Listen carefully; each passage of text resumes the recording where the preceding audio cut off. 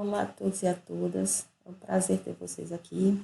Vamos começar hoje nossa primeira aula, fazer uma breve apresentação sobre o curso, a disciplina, para deixar claro, né, tudo, não ficar mais nenhuma dúvida, e também fazer uma introdução ao desenho técnico, principalmente no aspecto histórico, tá? Para a gente entender de onde vieram algumas coisas, certo? Vamos ver aqui a disciplina.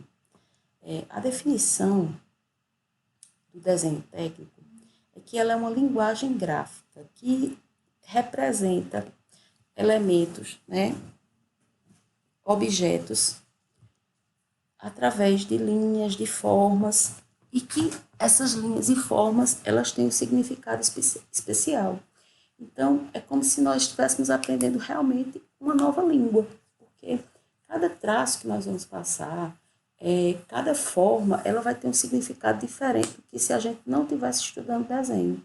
Então, vocês vão conhecer um novo alfabeto de informações a partir do estudo de desenho técnico. E para que se usa o desenho técnico? Para produzir informações sobre objetos para que eles possam ser construídos, para que eles possam ser fabricados, né? A indústria utiliza o desenho técnico para poder fazer os seus produtos, tá? Seja uma casa, seja uma televisão, seja um rádio, seja uma bolsa, seja uma roupa. Todos esses produtos são objetos derivados do desenho técnico, tá? Então, a gente tem que sempre levar em consideração que o desenho técnico é uma linguagem, tá? E que a gente vai aprender aqui como interpretar essa linguagem. Então, o primeiro objetivo do nosso curso é capacitar vocês para reconhecer esses conceitos do desenho, tá? E possibilitar que vocês compreendam essa representação e que vocês possam executar essa representação gráfica, né? É como se vocês agora pudessem ler nessa língua que é desenho técnico. E também é um compromisso desse curso fazer com que vocês possam, em seguida, usar os conhecimentos que vocês tiveram aqui para trabalhar ou executando os desenhos à mão, instrumentado, porque a gente vai usar aqui um tipo de trabalho feito à mão livre. Então, a gente não vai ter essa preocupação de usar instrumento, porque a ideia era que o maior número possível de pessoas pudesse utilizar esse curso. Então, muita gente não tem prancheta em casa e nem computador. Então, vocês vão aprender os conceitos para que vocês possam depois utilizar todas essas informações, tanto no desenho instrumentado, né, à mão, com escalímetro, com esquadro, certo? Com régua, quanto no informatizado no computador. Ok? E vamos ao conteúdo. O que é que nós vamos estudar aqui? Os conceitos básicos de desenho, tá? Geometria plana e espacial, você vai se lembrar lá da escola de Tia Noquinha, tá? Essa diferenciação que muita gente, inclusive, não sabe, tá? Geometria projetiva, que é o desenho técnico propriamente dito, que é como interpretar os objetos no espaço, tá? Vistas ortográficas, que é a derivação da geometria projetiva. Cortes, que é cortar esses objetos e desenhá-los.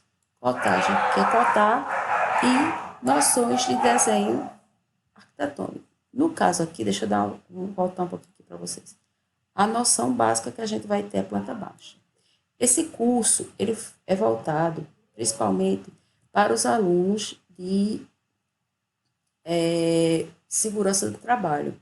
Então, ele foi pensado muito nesse sentido, certo? Então, o que a gente coloca aqui é para que possa se interpretar, a partir da planta baixa, o mapa de risco, que é a ementa das disciplinas de desenho técnico dos cursos de segurança do trabalho, tá? Mas nada impede que você dê outro curso, aproveite esse curso, porque a maioria do que está visto aqui contempla todos os conteúdos, ok? E a gente inclui também a perspectiva, certo? Dentro da geometria projetiva. E como é a nossa metodologia? Isso já foi falado, mas eu quero deixar aqui porque fica o nosso documento. Eu sempre trabalho dessa prerrogativa, que eu explico o que é que vai ser a aula, como ela funciona, porque eu tenho contratos com os meus alunos, mesmo que eles sejam agora virtuais, tá? Então, como é que vai funcionar? Nossas aulas são remotas, quer dizer que elas vão ser colocadas, disponibilizadas no local. No nosso caso, vai ser no Drive do Google, da sala de aula do Google e do Classroom, e também dentro do canal do YouTube do nosso curso. Por quê? Porque você pode assistir a hora que você quiser e não precisa baixar. Se você quiser baixar, tem a alternativa também. E assiste a hora que você puder e quiser. O exercício vem junto, tá? Da aula. Então, você pode fazer... tem a semana toda para você ir treinando, fazendo, tá certo? E às sextas-feiras é que a gente entrega o formulário para você poder realizar a entrega, mas você ainda tem o fim de semana, porque a entrega só é realizada na outra segunda, porque na sexta a gente faz o tira-dúvida, você pode estar com alguma dúvida, é assim e tal, certo? E sempre esse exercício é realizado à mão. Você vai treinar conceito, tá, gente? Conceito, a gente está aqui para treinar conceito. Esse curso foi pensado para quem não tem prancheta, para quem não tem computador. Vamos exercitar, o cucuruto, vamos exercitar o cérebro. Os exercícios, eles não contam como notas, eles contam como conceito, para saber apenas como é que você está indo, se você está acertando, o que está sendo exigido, o que não está, tá? E ele vai contar como uma presença. Então, às sextas tem um encontro virtual, tá certo? Você recebe o formulário para fazer a entrega. Nas sextas eu vou explicar como é que você vai enviar esse formulário, tá? E, por último, vai ser feita uma avaliação que tem peso 100. Como é que vai ser o certificado? Você precisa ter pelo menos 75% dos exercícios entregues. Lembrando que a entrega é 2 exercícios por semana, é uma entrega, tá? E na avaliação final, 70. Essa avaliação final, você não precisa se desesperar, porque a gente não vai avaliar o seu nível de desenho. Ele está desenhando bem. Ele não está desenhando. Meu Deus, ele quebrou o lápis. Não precisa entrar em pânico. Não se desespere. Não vos afobeis. Não é isso. Você vai simplesmente medir o seu conhecimento sobre o que você aprendeu aqui. Então, se você está apto sobre os conceitos que estão aqui. Se você conseguir esses 2, olha a belezinha, certificado. Uhul! Aí a gente pode assistir live de artista e tomar cerveja depois. Aí vamos lá. Não tome cerveja se você for menor, não pode. Vamos voltar aqui só no conceito, tá? Aí vamos agora à introdução ao desenho técnico. A gente faz sempre uma evolução histórica para poder entender de onde veio. Como eu disse a vocês, desenho técnico é uma linguagem, tá? Então, o desenho mesmo, antes de ser técnico, ele já era uma forma de expressão, tá? Se você buscar hoje no nosso cotidiano, você vai ver que criança que não sabe ler nem escrever ainda, ela se expressa por desenho.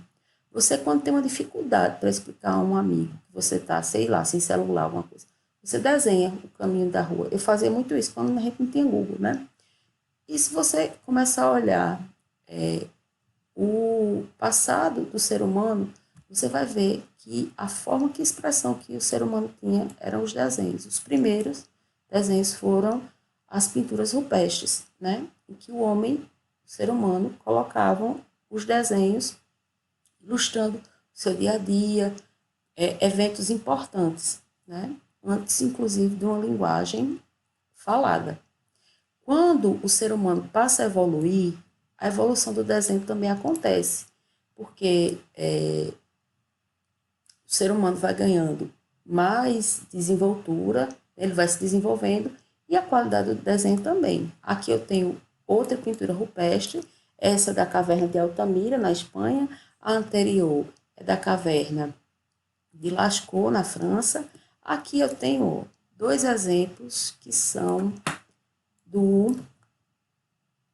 da civilização egípcia. E uma coisa que é importante também ver é que o desenho vai se rebuscando conforme o crescimento do desenvolvimento da humanidade, e também ele vai tendo aspectos específicos para cada civilização. Então, quando você olha para isso daqui, imediatamente você já lembra civilização egípcia, né? Pelo formato do rosto das figuras, pela forma sempre desenhada de perfil, né? A figura achatada que parece um desenho, não parece real. Aqui embaixo era o alfabeto egípcio. Antes de usar letra, se usavam símbolos como um alfabeto, né? Então, o desenho já era uma forma de expressão, ó. Comunicação, como era para os seres primitivos, de interação, porque ele permitia que as pessoas se comunicassem realmente também, né? De produção, porque permitia que existisse a produção de objetos, tá? De expressão artística também. Vou usar aqui o exemplo de Nossa Senhora das Dores, que é um quadro que tem uma expressão artística, ignore a questão da religiosidade, tá? Tudo que for mostrado aqui, você pense apenas do ponto de vista científico. Em nome de Cristo, em nome de Maomé, em nome de Buda, em nome de qualquer coisa que você acredite, ou do que você não acredite, tá? Se você prestar atenção nesse quadro de Nossa Senhora das Dores, você vai notar que ela já tem, ó, aqui no manto, dobras que parecem torná-la mais real, né? Na roupinha aqui do rapazinho que está segurando. É que eu sou péssima em religião, tá, gente?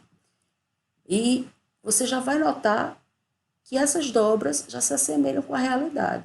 Já é uma busca por parecer mais real. Coisa, se você olhar no desenho egípcio, não tem. Parece realmente um desenho, tá? Um desenho no sentido de ser uma figura caricata, não ser uma aproximação da realidade humana. Se você olhar essa figura aqui embaixo, quando eu digo a vocês uma questão de já ser de produção e expressão artística, é porque essa figura une os dois. Esse desenho é de Leonardo da Vinci, né, que é uma das figuras mais expressivas da arte e da ciência, né, no mundo, e que ele utilizava o desenho para se expressar, tanto artisticamente como para propor as ideias que ele tinha. Essa daí é simplesmente uma máquina de voar, tá? E isso feita por base aí do século XV, tá? O Renascimento. Ele já pensava que o homem poderia voar assim, ó. Inclusive colocou aqui como é que a pessoa devia se encaixar aqui para voar. E várias das ideias dele, ele utilizou o desenho para se expressar. Existe uma exposição que vocês podem procurar para ver, deve ter online agora, e que mostra vários dos desenhos e das maquetes que ele fez, colocando esses aspectos da inteligência dele a serviço do desenho. O Renascimento é outro ponto importantíssimo. Por quê? Porque é a partir do Renascimento que ressurge o apreço pela ciência, tá? E também pelo desenvolvimento da figura humana, né? Com o fim das trevas da Idade Média, né? Parece muito com o tempo que está se vivendo por aí num país que eu não sei qual é, você vai notar que a ciência volta com toda a força. Então, o desenho começa a mostrar isso também, tanto nas artes, tá? Como em outros pontos da cultura humana, certo? Aqui eu tenho, por exemplo, mas eu tenho aqui, ó, um exemplo de uma cidade medieval, tá? Ó, amuralhada, é isso que define uma cidade medieval, que foi feita ainda naquele tempo, mas que já mostra o desenho com a sua importância, tá? Porque mesmo não tendo as proporções reais, mas já é a coisa mais próxima que pode se existir do desenho que a gente teria hoje. Se você fizer uma analogia, isso é o Google Maps da época, tá? Então, isso aqui, gente, é para representar o tamanho da cidade, né? O crescimento da cidade. Então, isso aqui é um avanço muito grande diante do pouco que se tinha, dos poucos recursos que se tinha Se você pensar aqui, século XIV, né? Mas com o Renascimento, que nós temos essas três figuras abaixo, né? Você já consegue ver, ó, nessa imagem que eu tenho, imagem bastante diferente das figuras que eu mostrei anteriormente, já muito próximas à realidade, a figura humana já é muito mais parecida com a realidade, né? Os detalhes nos lençóis já se assemelham muito com a realidade. E outra coisa que é importante, se você notar, agora eu tenho uma profundidade, eu consigo ver como se fossem outros planos acontecendo atrás, se desenvolvendo atrás, né? E isso fica bastante claro aqui, ó, nesse quadro aqui, de Rafael. Se você notar, eu tenho em primeiro plano esse grande arco, e em seguida eu vou vendo, ó, se desenvolvendo outras partes da cena mais atrás, até chegar aqui, ó, no finalzinho. Olha esse último arco aqui, né? Lá atrás. Então, me dá uma ideia de profundidade, algo que, se você pensar hoje, é como uma foto. Então, isso, né, para a época, é uma revolução, né? E isso é a perspectiva, que é da ideia de profundidade, né, de 3 dimensões, usando apenas 2 dimensões, porque esse aqui é um quadro, ó, eu só tenho largura e altura, mas eu estou mostrando que tem 3 dimensões. Ó. Existe a terceira, a profundidade, que está indo lá para trás, né? Como o Matuto diz, a fundura, né? Mas isso, sem brincadeira, é a revolução, né? Tanto que um dos maiores entusiastas e também considerado o criador da perspectiva moderna utilizada na arquitetura é esse rapaz aqui, que é Brunelleschi, que é um arquiteto, e que ele utilizou, inclusive, até as últimas consequências da perspectiva. Aqui é um corte, um desenho mostrando um corte do projeto dele em perspectiva, mostrando em 3 dimensões, para facilitar o entendimento, para as pessoas entenderem, conseguirem executar o projeto dele, né? Dessa cúpula aqui, que é a cúpula da Catedral de Santa Maria del Fiore, né? Obra dele, que também só conseguiu ser executada com o apoio de maquetes para mostrar as 3 dimensões do objeto, porque até o desenho foi pouco para mostrar como seria o processo dele, né? E nessa parte aqui a gente consegue mostrar que não existe uma certa divisão entre o que é arte, o que é um desenho artístico, o que é um desenho técnico. Aqui, se você olhar o de Brunelleschi, ele ainda se confunde um pouco, mas começa a se dividir a questão do desenho artístico e do desenho técnico, inclusive que muita gente confunde até hoje.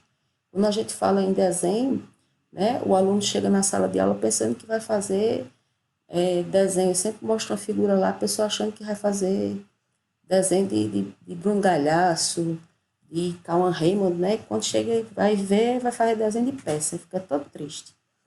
Mas que, na verdade, é isso. Por quê? Porque o desenho técnico, ele vai servir para quê? Para fazer objetos para a indústria.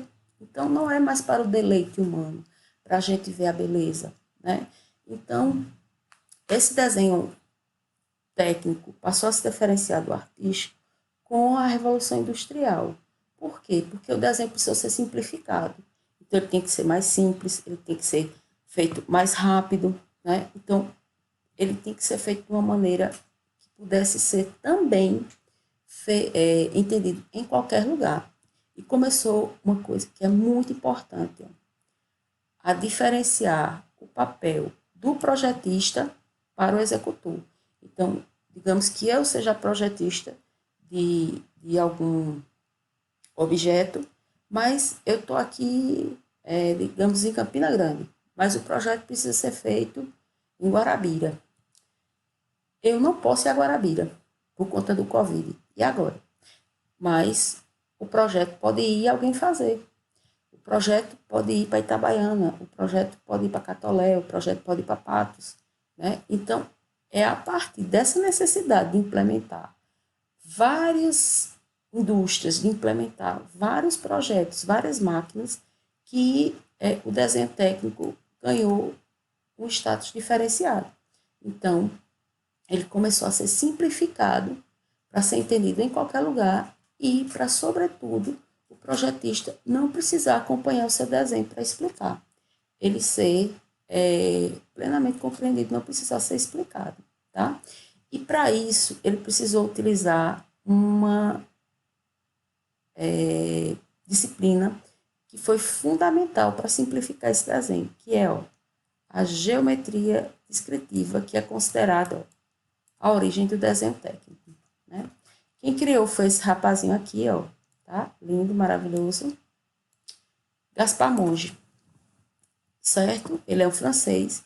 E o que é que diz de uma maneira muito simplificada? Pelo amor de Deus, não me crucifiquem depois, se vocês quiserem me matar.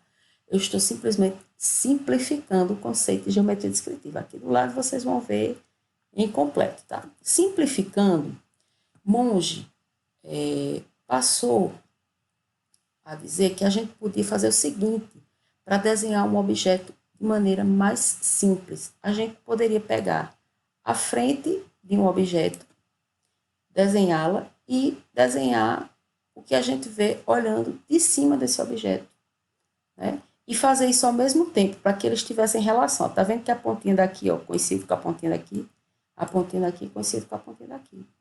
E dessa maneira, a gente conseguia deixar as relações de proporção, manter o tamanho do objeto, fazer com que não tivessem deformações, porque fazer esses desenhos, antes de Monge, isso já existia. Mas qual é a diferença que Monge teve em relação aos outros? Fazer isso ao mesmo tempo, utilizar esse desenho ao mesmo tempo. Se você olhar aqui, você vai ver que de frente eu vejo só um triângulo. De cima, ignorem essas partes cortadinhas aqui. E de cima, eu vejo um círculo, e aqui um pontinho, tá? Ó o pontinho aqui. Se você parar bem para pensar, você diz, não sei nem que objeto é esse. Mas se depois você souber, isso aqui, Deixa eu fazer aqui por trás, assim. Um conezinho, né? Que se você botar esse cone bem em frente ao seu rosto, você vai ver que ele parece realmente um triângulo. Até aquela parte de baixo, que é curva, ela tende a ficar reta. E se você botar esse cone e olhar de cima, você vai ver que esse cone vai virar um círculo com esse pontinho aqui. Então, Monge divulgou esse meio de transformar os desenhos dessa maneira simplificada. Então, foi assim que o desenho passou a ser simplificado, né? Então, como é que se via? Vou botar aqui o exemplo de uma caixa de fósforo. Você vendo de frente, aquilo que você conseguia ver de frente ficava desenhado aqui, e aquilo que você via de cima ficava desenhado aqui. Então, isso aqui é o que você vê de cima, e isso aqui é o que você vê de frente, né? E sempre você colocaria o objeto da maneira mais simples, colocada bem em frente ao seu rosto, né? Então, qual foi a diferença que passou a ter em relação ao desenho técnico? Quando a gente olha essas figuras aqui, por exemplo, se você olhar no momento que começa a primeira e depois a segunda, né? O segundo desenho, vocês vão olhar que nas duas figuras eles são iguais. Não se desesperem que depois vocês vão entender por que ficou esses desenhos. Observem apenas que elas ficam iguais. O desenho técnico surgiu para a gente fazer esse terceiro desenho para poder diferenciar peças, como nesse caso. Então, o desenho técnico colocou mais uma visão, uma terceira visão. E também uma coisa que foi fundamental para a gente poder ter o desenho técnico como a gente tem hoje, foi colocar normas. Norma não é lei, tá? Se você descumprir uma norma, você não é preso. As normas, elas simplesmente servem para guiar que os desenhos sejam iguais, que eles sejam feitos da mesma maneira. Por isso que aqui a gente aprende a desenhar segundo as normas. Depois, muita gente sai aí feito doido e fica fazendo do jeito que quer. Tá? É como se a gente aprendesse a desenhar, a fazer as letras com caligrafia. A norma é como se fosse uma caligrafia, né? Ela diz a você como é que tem que ser. Depois, com o tempo, você fica sabichão, aí faz a sua letra do jeito que quer. Né? Se for uma analogia bem rasa, é essa maneira. E cada país tem o seu conjunto de normas, tá certo? Então, tem norma para desenho técnico, para desenho arquitetônico, tem norma para todo mundo que você imaginar, tá? Para fazer concreto, para ter resistência de plástico, de vidro, de tudo que você imaginar na indústria, existe uma norma para deixar uniforme o tipo de produção daquele material, tá? No Brasil, quem faz as normas são as normas brasileiras, é a ABNT, Associação Brasileira de Normas Técnicas.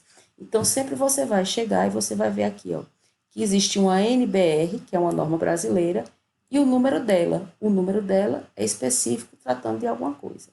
Por exemplo, aqui, a norma que fala de desenho técnico é a NBR 10.647, tá? Aí, se você souber outra norma, aí você vai ver NBR, tal, tal, tal. Aqui na frente só são algumas, tá? Algumas. Então, NBR 10.647 foi a que eu falei, que é a geral sobre desenho, e vai seguindo, tá? Tem de tudo, ó. Desde a fazer as linhas, desde a folha de desenho, a apresentação de folha, dobrar as folhas, tem para tudo, certo? Então, o que eu queria mostrar aqui agora é como esse desenho técnico realmente ele existe em nossas vidas, porque a gente pensa que não, mas ele é empregado em vários setores da economia. Quando ele é aplicado para fazer objetos de arquitetura, ele vira desenho arquitetônico. Quando ele é aplicado, por exemplo, para fazer instalações elétricas, ele vira um desenho do setor de eletrotécnica. Para fazer objetos da indústria mecânica, né? É um desenho mecânico. Quando eu faço móveis, vira desenho de imobiliário. Esse aqui você está olhando pensando, meu Deus, esse aqui ó, é desenho de produto. Quem é formado em desenho industrial utiliza desenho técnico para desenhar produto, brinquedo, relógio, vários outros produtos, televisão, tudo, através do desenho de produto. É um desenho técnico aplicado para este fim. Desenho de vestuário, inclusive, esse é um dos mais difíceis, tá?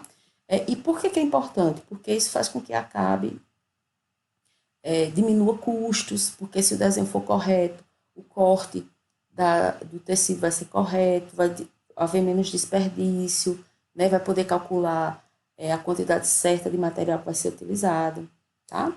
Então, aqui também ó, eu tenho um desenho automotivo, né? De carro. Eu tenho também aqui, eu trouxe um desenho naval, de um submarino, né? Então, variedade imensa de desenhos técnicos aplicados. E esse aqui, por último, é um desenho de um caça, né? De um avião. Então, como exercício teórico, eu vou querer que vocês pensem, mas anotem que vocês vão precisar responder depois, né? Após o que foi visto, reflita sobre a importância do desenho técnico na sociedade. E me explique se o desenho afeta de alguma maneira o ambiente e a forma como vivemos. É para você me dizer assim, será que a gente podia viver sem desenho técnico? A gente podia estar sem desenho técnico de alguma maneira? Você acha que, depois que você viu, é possível? Tá? Então, só agradecer vocês por hoje e lembre-se, dúvidas, tentem fazer pelo WhatsApp, tá? Dentro do grupo, evitem o privado, ok? Grande abraço e até mais.